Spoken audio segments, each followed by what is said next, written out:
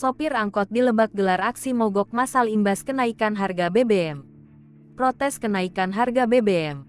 Puluhan sopir angkot di Rangkas Bitung, Lebak, Banten menggelar aksi mogok massal Selasa tanggal 6 September tahun 2022. Pantauan tribunbanten.com. Para sopir angkot juga memberhentikan dan memarkir mobilnya di Jalan Oto Iskandar Dinata dan Jalan Kuncoro Jakti. Koordinator sopir angkot Rangkas Bitung Asep mengatakan, aksi yang dilakukan sopir sebagai bentuk keresahan. Dirinya menyebutkan saat ini tarif angkot masih pada harga yang lama, sedangkan harga BBM sudah naik. Saat ini kondisi angkutan antar kota antar provinsi AKAP dan angkutan antar kota dalam provinsi AKDP di Terminal Mandala Lebak masih normal dan berjalan seperti biasanya. Menanggapi kejadian tersebut, Kepala Terminal Mandala Lebak, Muksin mengatakan terkait harga tarif angkot di wilayah Rangkas Bitung keputusan ada di pemerintah pusat.